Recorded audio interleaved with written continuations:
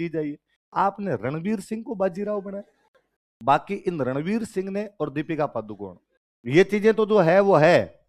Actor बुरा नहीं है, रणवीर सिंह अच्छा एक्टर है।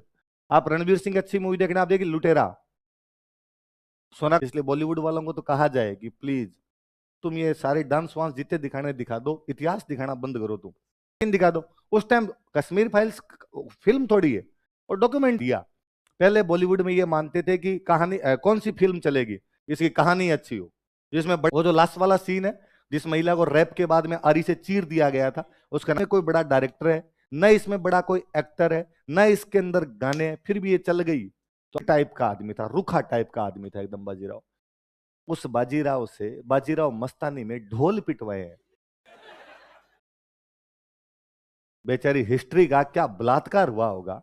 मुझे लगता है बाजीराव की आत्मा ऊपर बैठ के कलप कलप के रोई होगी, तेरा मंगतों ये तो मत करते थे, थोड़ा बहुत तो मेरा ध्यान रखते। अच्छा, उस मूवी में इतने ब्लंडर है जिसकी हद नहीं। हम जब यहां पढ़ने के लिए आए तो दिलीप सर ने कहा कि मूवियां देखनी चाहिए खूब सारी। हमने इस बात को एकदम हृदय में बिठाया, पढ़ाई कम की मूवियां ज्यादा देखी।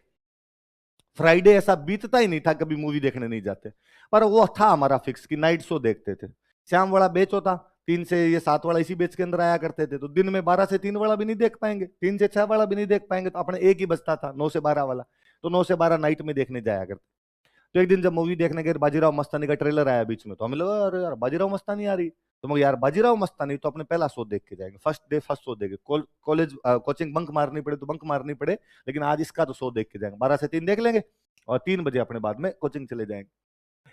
12 से 3 वाले में भयंकर भीड़ थी। ईपी ईपी है एंटरटेनमेंट पैराडाइज, मालवीय नगर रहते थे, ईपी हमारे पास पड़ता था। तो ईपी वाले के अंदर मतलब हम यूं लाइनों में धक्का मुक्की करके जैसे तैसे टिकट, तभी ऑनलाइन वाला चक्कर नहीं हुआ करता था। तो धक्का और होता तो हमें नहीं आता था, वो करते होंगे लोग पर हमें नहीं आया करता था। धक्का मुक्की करके जैसे तैसे करके टिकट विकट लिए। 6-7 दोस्त गए इकट्ठे होकर देखने के लिए, मूवी के अंदर जाके बैठे, और हम सब में यूं अरे यार बाजीराव पे मूवी आ रही है, हिस्ट्री अपने इतना पढ़ते हैं इतना जानते हैं, तो इस मूवी के बारे में अपने को बहुत अच्छे से पता है, अपने और जानकारियां प्राप्त होगी इसकी।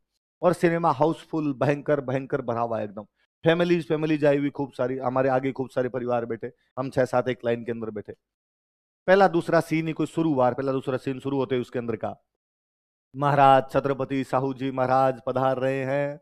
और हमने अरे अरे साहू साहू आ रहा है साहू। अपना हिस्ट्री में पढ़ा हुआ कि छत्रपति शिवाजी, शिवाजी के बाद छत्रपति संभाजी, और छत्रपति संभाजी के बाद छत्रपति साहू। अरे मैं शिवाजी महाराज के पोते हैं, ये आ रहे हैं। इतने पर्दे पे जैसे महेश मांजरेकर साहू है उसमें, महेश मांजरेकर को दिखा रहे, महेश मांजरेकर के सिर पे साफा बंधा हुआ है। क्या बंधा हुआ है? वो साफा देखते हम में से कोई बोला अरे यार मराठे तो पगड़ियां बांधते थे, मराठों की वो शिवाजी वाली पगड़ी नहीं है, वो लंबी सी जो पगड़ी सी होती, क्या मराठे पगड़ी बांधते थे, ये साफा कैसे? ये तो किसी ने कहा चुप रह रही, इसमें क्या फर्क पड़ता है, साफा पगड़ी में एक ही तो बात होती है। इतने में किसी का और ध्यान गया, उसने कहा साफा सफेद है, राजाओं के सफेद साफे नहीं बनते थे, राजाओं के साफे हमेशा रंगीन हुआ करते थे। तो यार ये सफेद साफा और बांध रखा है, क्या छोड़ छोड़ अब इतना इन बातों पर ध्यान नहीं देना।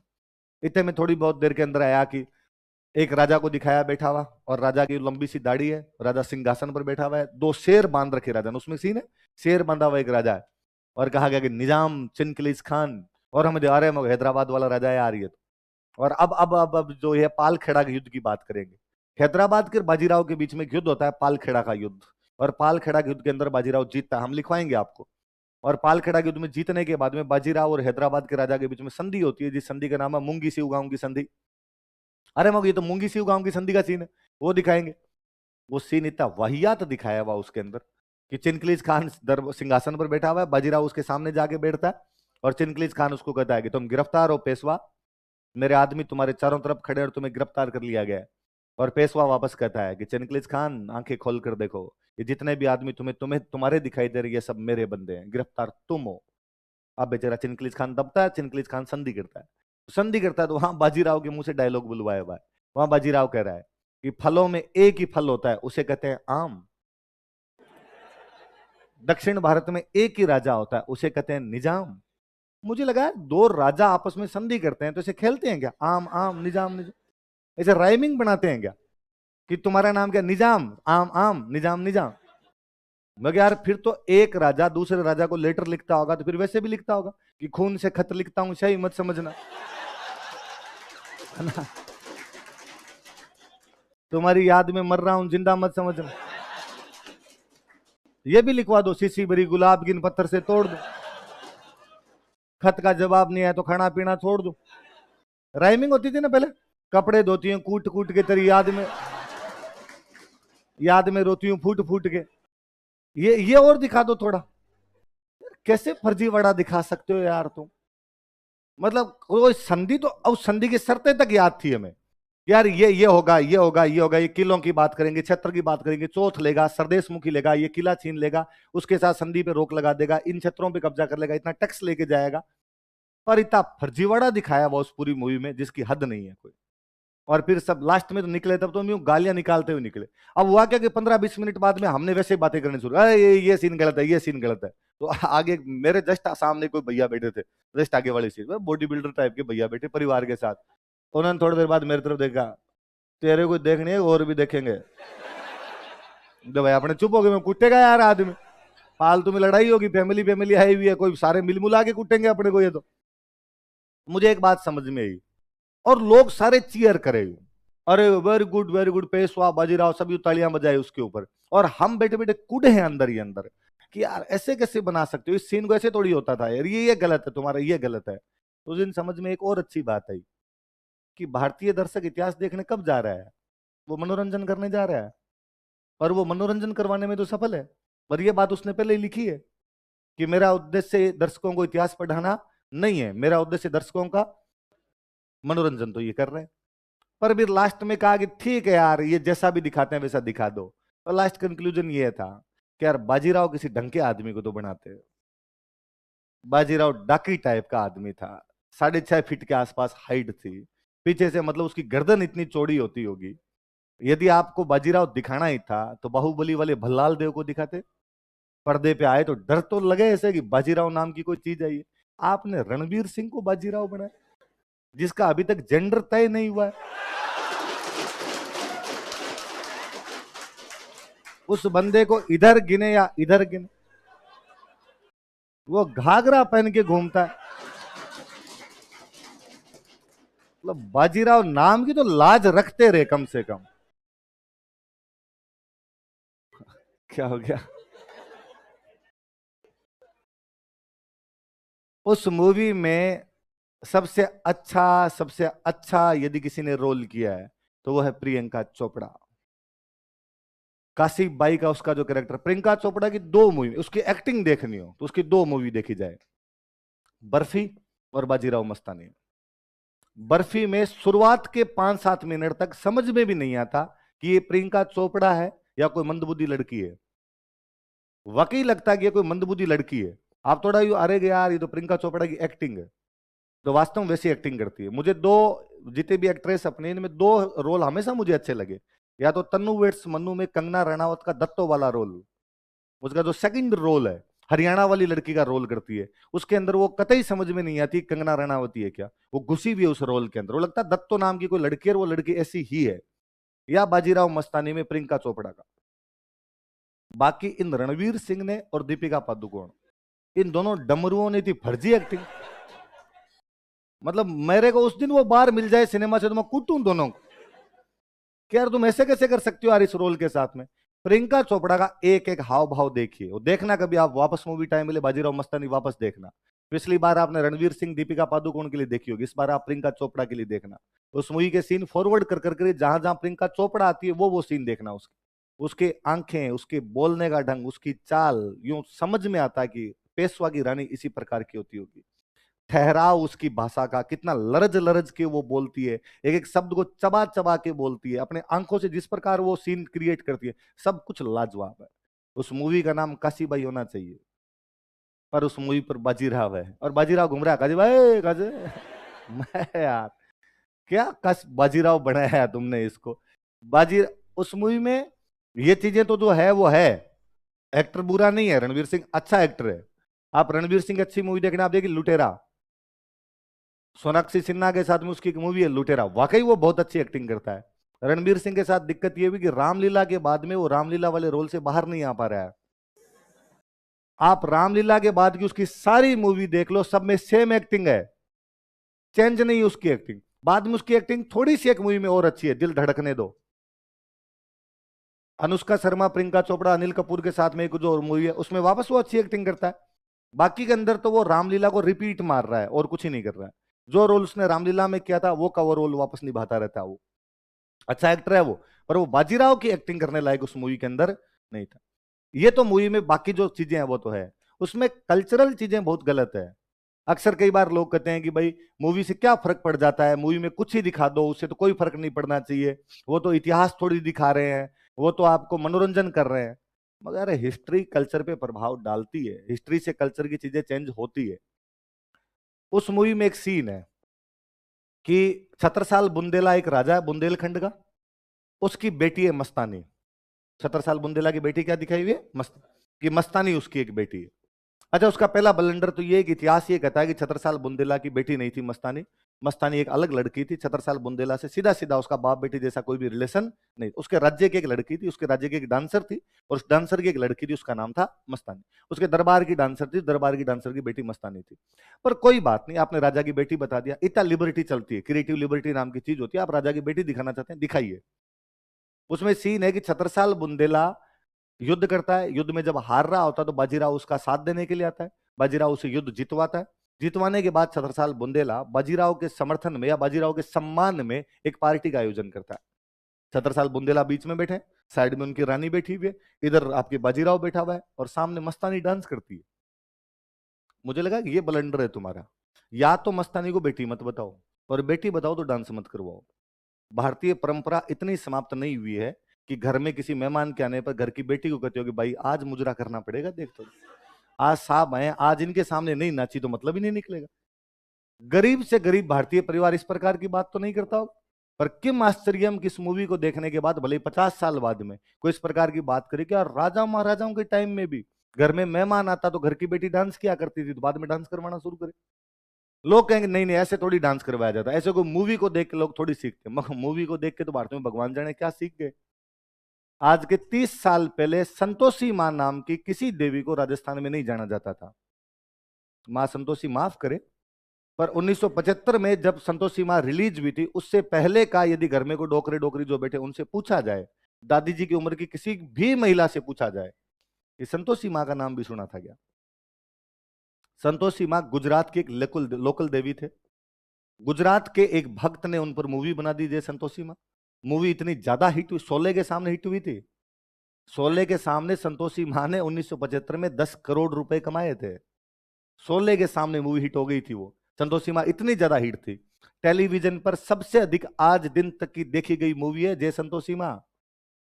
हालात यह है कि अब हर शुक्रवार को संतोषी मां का व्रत रखते हैं, क्योंकि संतोषी मां नाम की कोई भी देवी राजस्थान में नहीं है।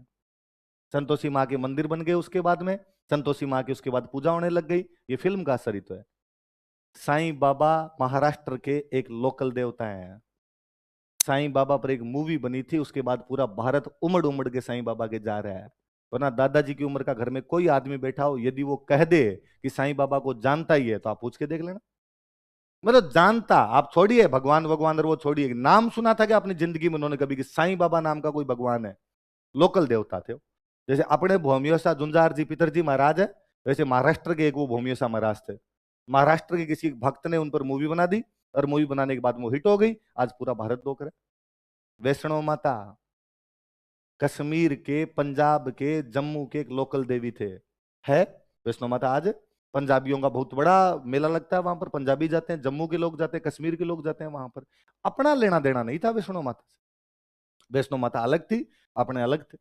गुलशन कुमार नाम करके एक माता जी के भक्त हुए, वैष्णो माता के बहुत बड़े भक्त थे। उन्होंने ये आपके गानों की कैसेट निकालने शुरू किए, और गानों की कैसेट में माता जी की कैसेट निकालने शुरू किए, और माता जी की कैसेट में उन्होंने वैष्णो माता के भजन गाने शुरू किए, क्योंकि वो पंजाबी थे।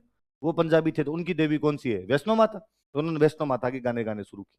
उसके बाद अपना पूरा राजस्थान वैष्णो माता जा रहा है। पर हम क्या सीखते हैं वहां से, मुझे अभी भी लगता है कि यार फिल्में कितना असर डालती होगी, कि अक्सर गाड़ियों के पीछे, घरों के पीछे, लोगों के कोई रजिस्टर में, आपके आपकी किताब में आप लिखते हो, एक वर्ड लिखते हो जय माता।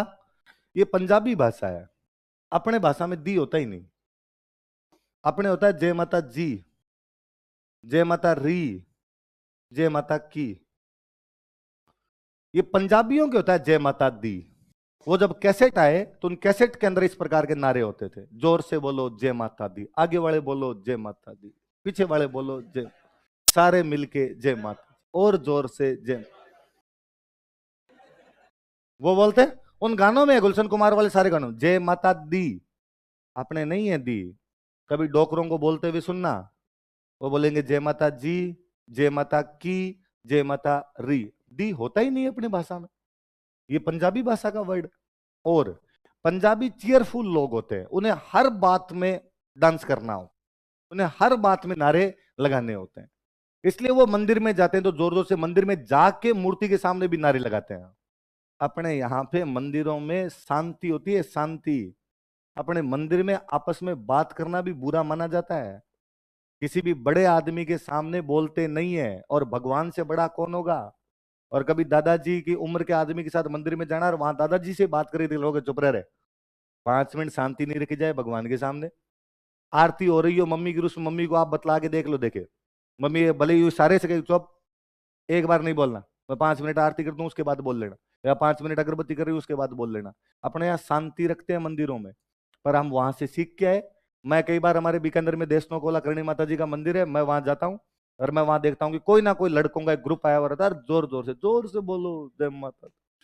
मुझे लगता है यार अपने वाली माता जी शांतिपूर्ण माता जी है, और तू इनके सामने नारे मत लगा यार, ये इनको बुरा लगता होगा। फिर मुझे लगता है यार माता तो को क्या बुरा लगता है, माँ हमेशा सहनशील होती है, माता कभी कुमाता नहीं हो सकती, वो अपने पुत्रों का, वो अपने भक्तों का सब कुछ सहन करती होगी।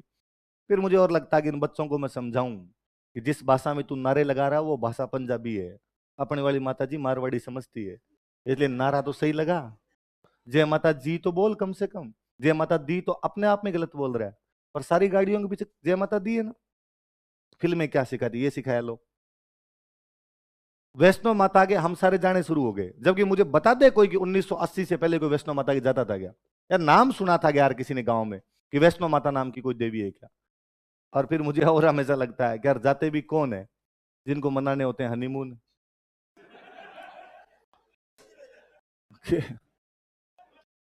आज भी क्या हो गया, आज भी आप घर वालों को वैसे कह दो कि मुझे हनीमून मनाने के लिए जाना है, तो घर वाले उल्टा लटका के चामड़ी सूंत ले, है ना। पर आदमी चालू होता है जी, फिर बंदा ब्याह के बाद में एकदम शांत सा होके घर वालों के पास जाता है, घर वालों को कहता है कि ये जब 12th में पढ़ती थी ना, घर वालों ने मन्नत मांगी थी कि जोड़े से धोख लगा के आएंगे। घर वाले इन धोख के नाम पर बहुत डरते हैं, है ना, कि नहीं भाई बीननी के कल को कुछ हो जाएगा, फलान हो जाएगा। भाई रे वैष्णो माता जी सात सलाम महाराज निरोगा रखे, और तुम्हें धोख लगाने के लिए जाना तो भाई रे कल ही जाओ। कुण जानो रामदेव रे अठ जानो चोटिल दाम, किसको वैष्णो माता के जाना, यहाँ देखनी डल झील और गुलमर्ग देखने।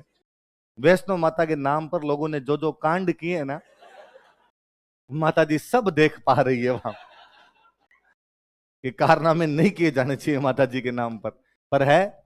माता जी हिट हो रखे हैं, साईं बाबा हिट हो रखे हैं, संतोषी माँ हिट हो रखे हैं। मैं कहता हूँ किसी दिन अपने किसी भक्त के पास पैसे आए और उसने यदि जीण माता पे बहुत बड़ी मूवी बना दी, तो जीण माता को नागालैंड का आदमी धोखने लग जाएगा। संचार के साधन है आजकल, तो चीजें पहुंचती भी इधर से उधर बहुत ज्यादा है। अपने यहाँ की लोकल देवियां थी, अपने यहाँ जीण माता थी, अपने यहाँ पे कोई जमवाई माता थी, अपने यहाँ की करणी माता थी, अपने यहाँ पर सकम्बरी थी। लोग कहते फिल्मों का क्या असर पड़ता है, तो मैं कहता हूँ दादी जी की किसी उम्र की महिला से पूछो कि उसने कभी करवा चौथ मनाई थी क्या, ये फिल्मों ने सिखाई है।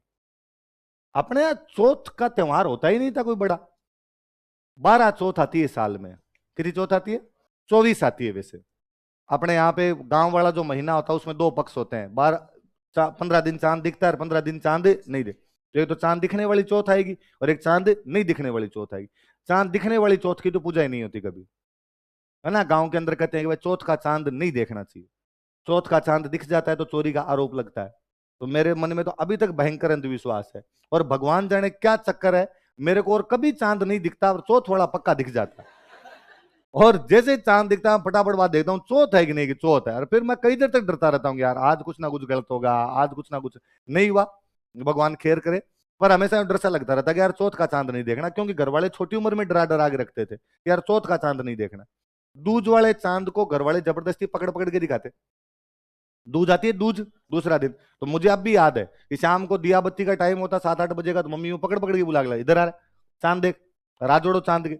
और चांद हाथ क्या जोड़ते, वो कविताएं और बोलते थे, चांद मामा घाबा दे, नया नया घाबा दे। घाबे घाबे समझते हो, कपड़े, है ना। कपड़े पहले मामा जी सिलवाया करते थे, तो चांद मामे से घाबे मांगे जाते थे। और चौथ वाले दिन सुबह सुबह मम्मी कहती छोरो आज चौथ है और चांद मत देख लेना आज। पर वो टाबरों के तो क्या होता है कि जिस चीज के लिए मना करते हो वो चीज पक्की होती है। तो उस दिन शाम को धीरे धीरे करते, फिर छोटे वाला भाई को कहता चांद देख लिया, मम्मी को बताऊंगा, मम्मी को बताऊंगा। घर वाले पिटाई और कर दिया करते कि यार चौथ क्या है तू। तो चौथ का चांद देखना मना था, तो 15 चौथ तो अपने आप निपट गई।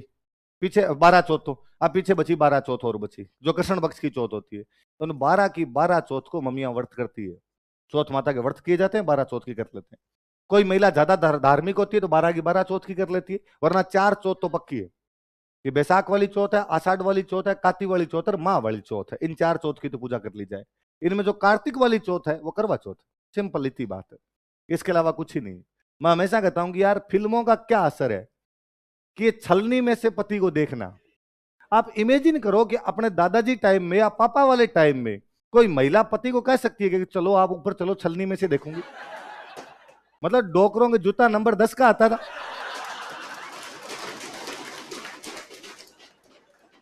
मतलब तुम यूं छत पे चढ़ गए और पूरे मोहल्ले के सामने यूं देखो, आदमी मर नहीं जाए। इससे अच्छा आदमी ये मानता था कि धरती फट जाए मैं मर जाऊं। मतलब गांव में बातें ही महिलाओं की इस प्रकार की होती है कि फलान जी की बीरनी छात पर फिरे। छत पे जाना अपने आप में बहुत बुरा माना जाता था। तुम कहते हो कि छत पे जाके यूं देखते, अपने तो यहाँ महिलाएं उल्टा आदमी को कहा करती थी कि डाकी तू घर से बाहर ही रहा कर, तू मताना बोले घर पे भूमिये हुआ करते अपने वाले सारे, कहे जल्दी आना घर पे। ये सब होता ही नहीं था। अपने अपने पति पत्नी के प्रेम का त्योहार था तीज। अपने सारे गीत तीज के, अपनी सारी कहानियां तीज की है, अपने सारे आज भी वो प्रेम वाले जो भी गीत है पति पत्नी वाले वो सारे तीज के हैं। वो तीज पे गीत गाए जाएंगे कि बना रे बागाम झूला गाल्या। कोई चौथ पे गीत सुनाए देखे मुझे, कोई बताया कि चौथ पे किसी ने बैठ के गीत गाए। करवा चौथ की कहानी सुनी जाती है, करवा चौथ पे गीत नहीं गाए जाते।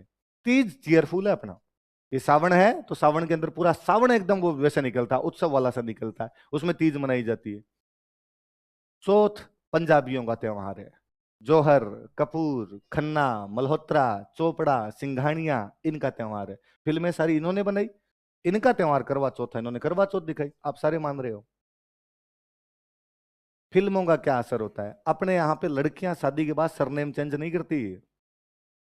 आप हिस्ट्री पढ़ रहे हो तो आप देख रहे होंगे बार बार कि राज सिंह सिसोदिया है, उसकी मां का नाम जानादे राठौड़ कैसे है। राज सिंह तो सिसोदिया है, तो उसकी मम्मी के नाम क्या, सरनेम सिसोदिया लग जाना चाहिए, पर उसकी मम्मी का नाम क्या है, जानादे राठौड़। राजा का नाम जय सिंह सिसोदिया है, रानी का नाम है परमार रानी कोमला देवी।